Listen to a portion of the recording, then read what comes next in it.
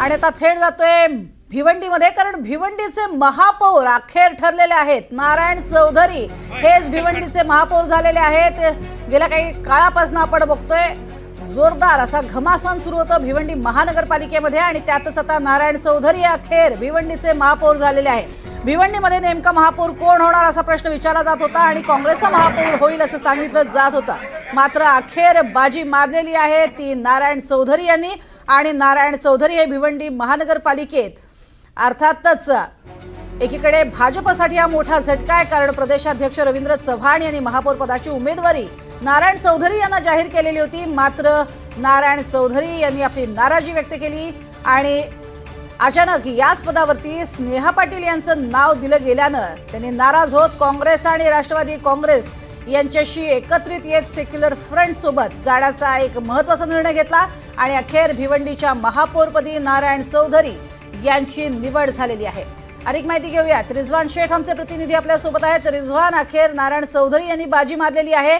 कशा पद्धतीचं बलाबल जे आहे ते महत्त्वाचं ठरलंय नारायण चौधरी यांच्या निवडीसाठी?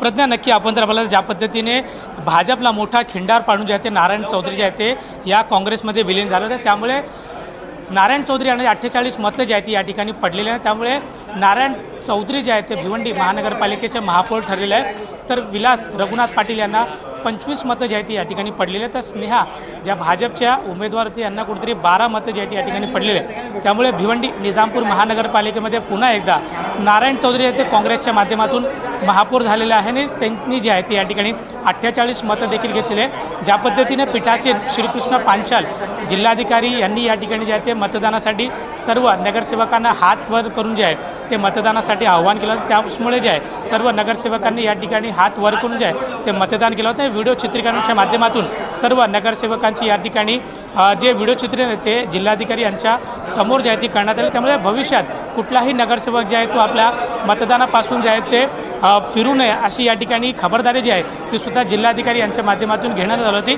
आणि त्यामुळे मोठा या ठिकाणी जल्लोष जो आहे तो आपल्याला पाहायला भेटतं. ज्या पद्धतीने भाजप ज्या पद्धतीने अनेक महानगरपालिकेमध्ये जे आहे ते कुठेतरी विविध पक्षाला जे आहे ते फोडून आपला महापौर बसवत होते, परंतु थेट भिवंडी निजामपूर महानगरपालिकेमध्ये नारायण चौधरी यांनी कुठेतरी भाजपला जो आहे तो या ठिकाणी फोडलेला आहे आणि त्यांचेच नगरसेवक जे आहे ते आपल्यासोबत घेऊन जे आहे ते काँग्रेसमध्ये विलीन झाले आणि या ठिकाणी ते महापौर देखील झाले. त्यामुळे सर्वांचं लक्ष होतं की भिवंडी महानगरपालिकेचा महापौर कोण होणार, तर नारायण चौधरी या ठिकाणी महापौर देखील झालेले आहे. आणि सकाळीच आपण जर पाहिलं तर अनेक नगरसेवकांनी या ठिकाणी आपली इच्छा देखील व्यक्त केली होती की नारायण चौधरी हेच महापौर होणार. त्यामुळे आज NDTV मराठीची ज्यावेळी आपण सर्व नगरसेवकांची बातचीत देखील केली होती त्याचवेळी सर्व नगरसेवकांनी स्पष्ट सांगितलं होतं की नारायण चौधरी जे आहे ते महापौर होणार आणि NDTV मराठीची बातमी खरी ठरलेली आहे. सर्व नगरसेवकांनी ज्या कौल दिला होता त्यानुसार नारायण चौधरी या ठिकाणी महापौर ठरलेले आहे. प्रज्ञा, नक्कीच. मात्र जो धोबी पछाड इतके दिवस भाजप इतरांना देत होता, आता भाजपलाच हा धोबी पछाड अंतर्गत व्यक्तीनंच म्हणजे भाजपच्याच व्यक्तीनं दिलेला आहे. मात्र नारायण चौधरी यांच्यासोबत त्यांनी किती लोक आपल्यासोबत घेतले होते, किती नगरसेवक आपल्यासोबत घेतले आणि हे 48 मतांचं गणित त्यांनी साध्य केलं. प्रज्ञा, नक्की आपण तर मला ज्या पद्धतीने नारायण चौधरी यांनी 9 जे आज 7 ते 9 नगरसेवक जे आहेत ते आपल्यासोबत या ठिकाणी या काँग्रेसमध्ये घेऊन आलेले आहे आणि त्यामुळे काँग्रेसच्या माध्यमातून ज्या पद्धतीने विरोध देखील दर्शवला, परंतु कुठेतरी संपूर्ण सभागृहामध्ये जे आहे ते नारायण चौधरी यांच्या बाजूने जे आहे ते मतदानाची प्रक्रिया पार पडलेली आहे. त्यामुळे जी शंका होती की नारायण चौधरी महापौर होणार का, परंतु ज्या पद्धतीने भाजपचा एक गट ज्यावेळेस 7 ते 9 नगरसेवक जे आहेत ते या नारायण चौधरी यांना मतदान केलेलं आहे आणि त्यामुळे जे 7 ते 9 नगरसेवक त्यांच्याबरोबर आल्यामुळे कुठेतरी नारायण चौधरी जे आहेत या ठिकाणी महापौर झालेले आहे. आणि ज्यावेळी स्वतः भिवंडी लोकसभेचे खासदार जे सुरेश म्हात्रे यांनी देखील स्पष्ट सांगितलं की सेक्युलर फ्रंटचा जो आहे त्या ठिकाणी महापौर होणार आणि त्यामुळे नारायण चौधरी या ठिकाणी महापौर देखील झालेले आहे. परंतु आता पुन्हा कशा पद्धतीने काँग्रेसमध्ये जे आहे ते मतभेद वाढणार आहे, कारण रशीद ताहिर मोमीन जे काँग्रेसचे माजी आमदार आणि भिवंडी काँग्रेसचे जिल्हाध्यक्ष यांनी या ठिकाणी आपली नाराजी व्यक्त केली होती नारायण चौधरी यांना आपल्या पक्षामध्ये घेण्यापासून. परंतु भविष्यात काँग्रेसला जर वाढवायचं असेल तर कुठेतरी नारायण चौधरी आणि रशीद ताहिर मोमीन यांच्यामध्ये सर्व काही जे मतभेद आहे ते पक्षाच्या माध्यमातून जे आहे ते मतभेद दूर करावं लागेल, जेणेकरून भविष्यात काँग्रेस पक्ष जो आहे तो भिवंडीमध्ये अशाच पद्धतीने पुढे चालावा, यासाठी कुठेतरी पक्षाला या ठिकाणी पुन्हा एकदा नारायण चौधरी आणि राशिद ताहीर मोमीन यांची संगनमत करावी लागेल. प्रज्ञा, नक्कीच. मात्र या संपूर्ण आपण बघतोय प्रक्रियेमध्ये भिवंडीमध्ये प्रचंड गेल्या काही दिवसांपासून जे नाट्य रंगलेलं होतं त्यात बाजी मारलेली आहे खऱ्या अर्थानं काँग्रेसनं असं म्हणावं लागेल. मात्र नारायण चौधरी यांनी घेतलेल्या या निर्णयानंतर भाजपमधनं नेमकी कशा पद्धतीनं कारवाई केली जाणार आहे याबद्दल काही माहिती मिळू शकली आहे का?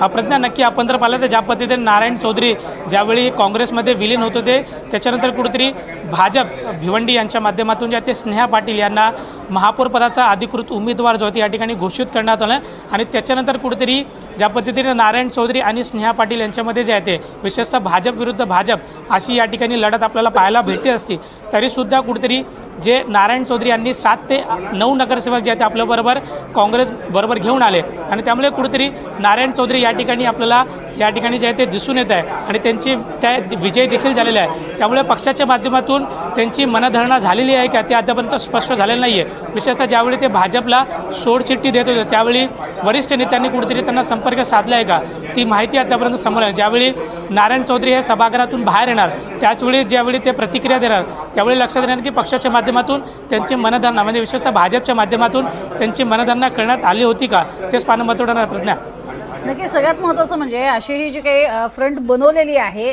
त्या सेक्युलर फ्रंटमध्ये आता कोणाकोणाच्या पारड्यामध्ये काय काय पडणार हेही पाहणं तितकंच महत्त्वाचं ठरणार आहे. त्या अनुषंगानं काँग्रेसनं, राष्ट्रवादीनं आणि अर्थातच नारायण चौधरी यांच्याबरोबर आलेल्या या चमूसाठी आता काय काय मिळणार आहे याबद्दलची नेमकी काय माहिती मिळू शकलेली आहे, काय काय प्रत्येकाच्या पदरात पडणार आहे याबद्दल काही अधिक माहिती आली आहे का? खरं तर नक्की आपण जर पाहिलं तर प्रज्ञा, ज्या पद्धतीने महापौर पदासाठी जे आहे ते नारायण चौधरी यांची यांची घोषणा करण्यात आलेली आहे, परंतु सर्वात महत्त्वाचं पद म्हणजे सभागृह नेता, शिक्षण समिती आणि त्याचबरोबर स्थायी समिती सभापती जो आहे तो या ठिकाणी अनेक महानगरपालिकेमध्ये महत्त्वाचा मानला जातो आणि त्यामुळे ज्या पद्धतीने काँग्रेस सर्वाधिक निवडून आलेला पक्ष आहे, ज्या ठिकाणी 30 नगरसेवक जे आहेत ते काँग्रेसचे आहेत, तर राष्ट्रवादी काँग्रेस पार्टी शरद पवार गटाचे 12 नगरसेवक या ठिकाणी निवडून आलेले आहेत आणि त्यामुळे 42 नगरसेवक हेच झाले आणि ज्या पद्धतीने रईस शेख यांचे 5 नगरसेवक या ठिकाणी यांनी जे आहे ते या सेक्युलर फ्रंटला आपलं समर्थन दिलेलं आहे. त्यामुळे रईस शेख यांची मनधरणा करण्यासाठी कुठेतरी चांगली खाती जी आहे ती या ठिकाणी समाजवादी पार्टीला देखील देण्याची बोललं जात आहे, परंतु अधिकृत पद्धतीने आपली कुठलीही घोषणा जी आहे ती प्रज्ञा अद्यापर्यंत करण्यात आलेली नाही आहे. अगदी सगळ्यात महत्त्वाचं रिजवान, एकीकडे काँग्रेसमध्ये सुद्धा अंतर्गत नाराजी पाहायला मिळत होती कारण अशा पद्धतीनं नारायण चौधरी यांना महापौरपद देणं हे काँग्रेसमधल्या काही नेत्यांना आवडत नव्हतं. ही मनधरणी करण्यात कशा पद्धतीनं यश आलेलं आहे काँग्रेसच्या नेत्यांना? खरं तर नक्की प्रज्ञा, आपण जर पाहिलं ज्या पद्धतीने नारायण चौधरी यांचं नाव ज्यावेळी महापौर पदासाठी घोषणा करण्यात आली होती त्याचवेळी कुठेतरी राशिद ताहीर मोमीन जे माजी आमदार आणि भिवंडीचे काँग्रेसचे अध्यक्ष हे या ठिकाणी उपस्थित नाही आहे, ते आले देखील नाही आहे आणि त्यामुळे कुठेतरी भविष्यामध्ये जे आहे ते काँग्रेस आणि काँग्रेसमध्ये जे आहे ते मतभेद मोठ्या प्रमाणात भिवंडीमध्ये वाढणार असल्याची दाट शक्यता वर्तवली जाते. कारण राशिद ताहीर मोमीन यांनी ज्या पद्धतीने नारायण चौधरी यांना विरोध दर्शवला होता, परंतु ज्या पद्धतीने हायकमांडचा ऑर्डर आल्यानंतर कुठेतरी नारायण चौधरी यांना जे आहे ते मोठ्या प्रमाणात मतदान जो आहे तो या काँग्रेसच्या आणि राष्ट्रवादी शरद पवार पक्ष त्याचबरोबर समाजवादी पक्षाचे आणि नारायण चौधरी यांच्याबरोबर आलेला भाजपचे 7 ते 9 नगरसेवक यांनी कुठेतरी त्यांना मतदान केलेलं आहे. त्यामुळे काँग्रेसमध्ये आल्यानंतर कुठेतरी काँग्रेसमध्ये मोठ्या प्रमाणात दुराव्याज आहे ती या ठिकाणी बघायला भेटत आहे आणि भविष्यात देखील मोठ्या प्रमाणात काँग्रेसमध्ये जे आहे ते मतभेद वाढणार आहे. प्रज्ञा,